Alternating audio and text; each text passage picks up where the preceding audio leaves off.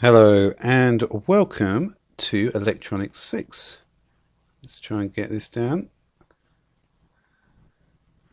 Electronics 6. Alright, so we're in the sort of second section of electronics at the moment. No, so let's begin. So not all conductive materials have got the same... Let's just write this down. Not all conductive materials...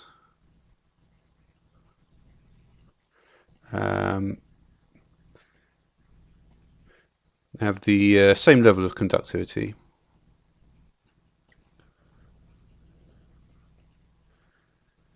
Okay, so there's not just one. It's not like a switch. It's not just like one level of conductivity. It's a very much continuous. So yeah. So and by that we can also say they're not all insulators.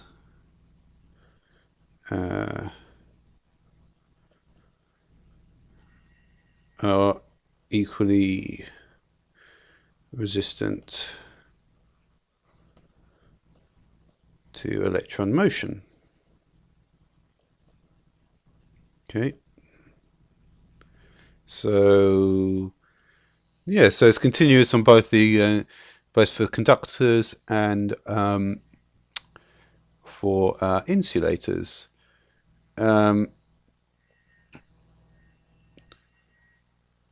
So, for instance, we can make an analogy to light. So, so you could say that, for instance, it's things that sort of let in a lot of light and are good for light. So materials that, and we'll pretend that we're saying conduct, and we'll put that in comments. So obviously the ones that let in, they're going to be very transparent things. And it's something like just like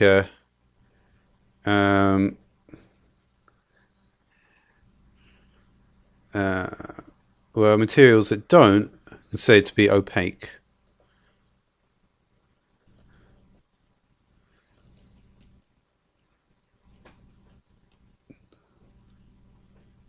Okay, so opaque.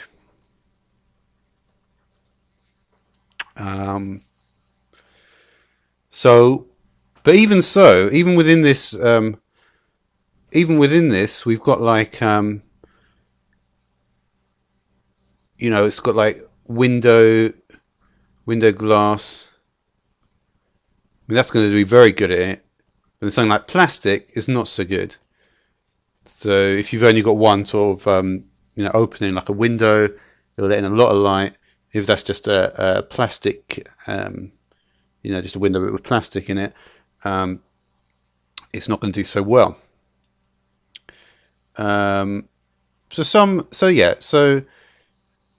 in general, with different materials, and this can be generalized. The different materials obviously got different qualities, and it certainly is true for conductors.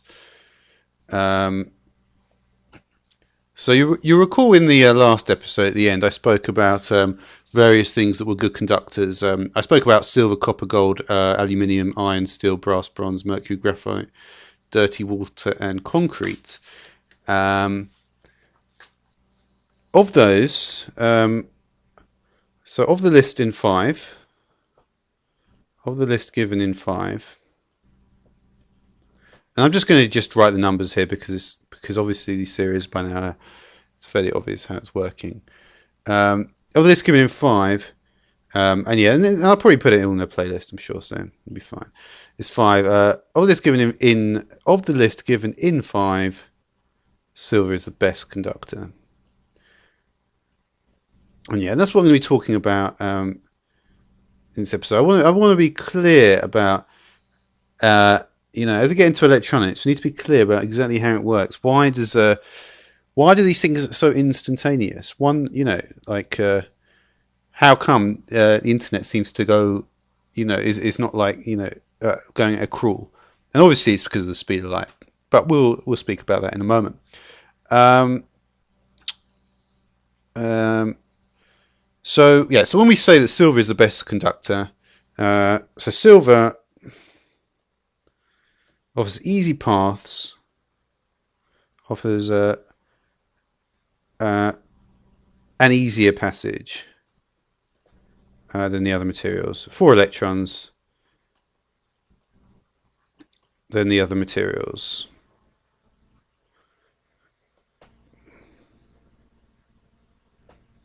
Okay.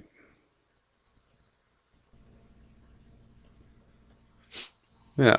It's fun. My handwriting is actually looking very similar to my actual handwriting now. It's good. It took me a while to get used to writing with a graphics tablet, but it is good. So, yeah. But yeah, even things which are, so even though dirty water is conductive, if you can imagine when you electrify water and stuff like that, you can see the whole area becomes electrified. So something like dirty water or concrete even. So dirty water, I'll just put that, no, concrete does apply to, is less conductive than the metals. I'll just put that.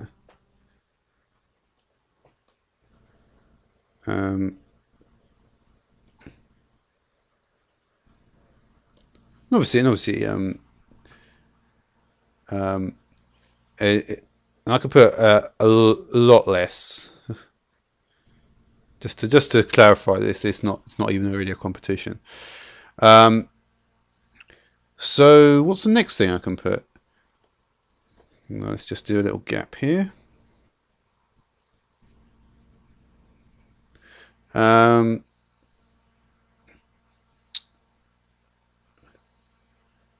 Okay, so let's imagine we've got two strips of metal.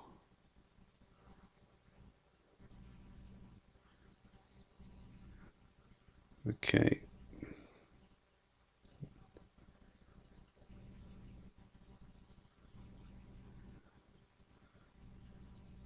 So there's 2 strips of metal. I tried to basically, so this is a thin strip. This is a thick strip of metal.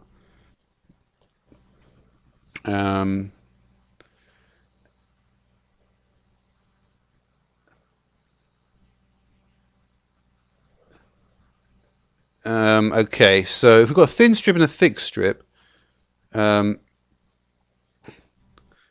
going to say thick strip is the better conductor. So the electron passage is easier for this thick strip of metal. Now, if we take, I'll just do this one in 2D. Actually, I'm gonna go, but I may do what I did in biology actually, and do. I shouldn't really talk about the other ones, but I may do more vector graphics in future. Very likely, I think. So now we've got, so that was thin and thick. Now we've got short and long strip of metal.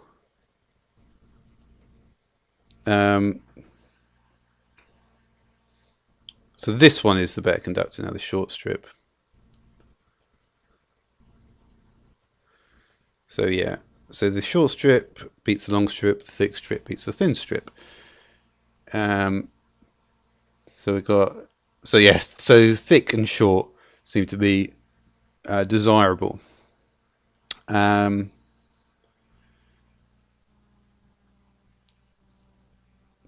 Okay, so and now we're going to have to use another analogy here. So put analogy to water flow in a pipe. Okay, so we've got water flow in a pipe. So we can see the water's going in from here. If we've got a pipe like this, a fat pipe, the water is going to be able to go all these different places. So in comparison to going in this pipe, it's only got a few to go. We can see that the fat pipe is, so this one is better. I'm just going to sort of put better. And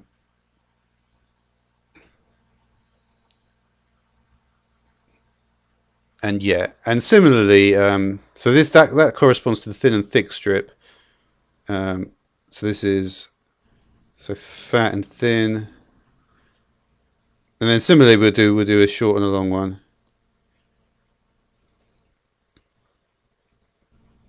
Do the water going in. In a long pipe, maybe it goes off to the side a bit. Doesn't do too well. Some of it probably get through, obviously. But in the short pipe, it's just going straight through because there's not so much to go through. So there's not so much that can go wrong. So yeah. So I've drawn the diagram slightly differently, but I think it's pretty clear. Yeah, you could just you just have to sort those two around to get it to what it was like there. So fat pipe is better because obviously it's more place for the water to go. Short is better because obviously there's less it has to do, and to get it's easier to get through a short pipe than a long pipe. Yeah, so that's pretty clear.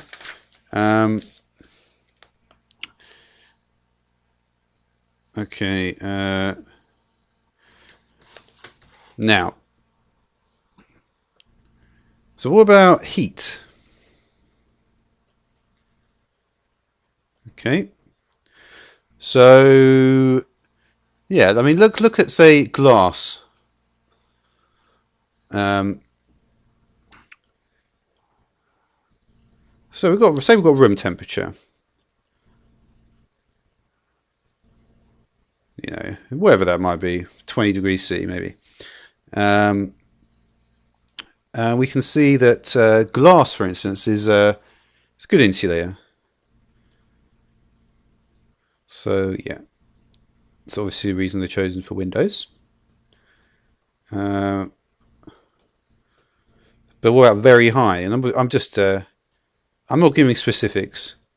Very high temperature. Glass now conductor.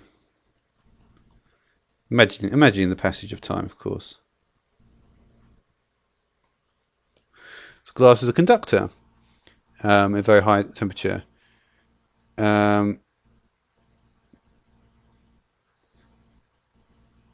So yeah,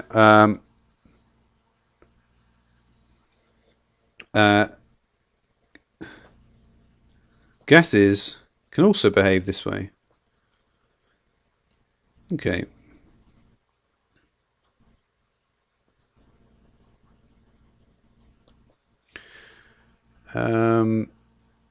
Yeah. Now, the final point that I want to raise here, I think, yeah,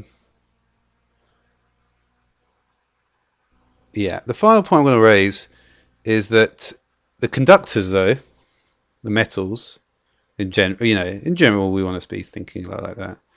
Conductors, so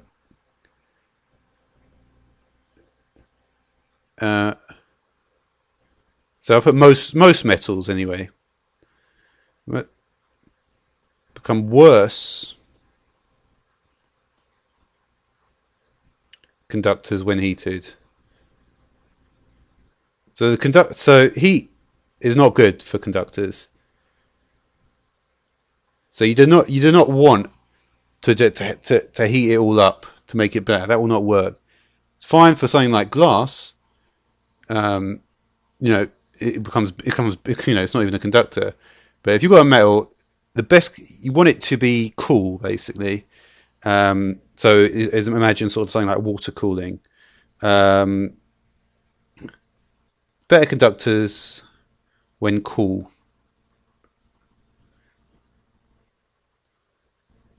And of course, yeah, and the very final point is going to be um, that many uh, conductive materials um, become perfectly conductive.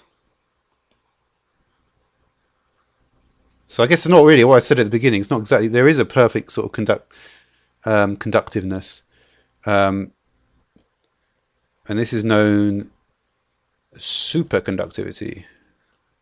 Good word. There we go. Um,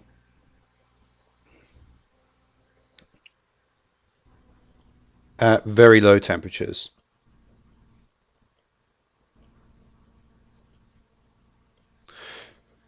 So yeah, that's all I want to talk about for now. So yeah.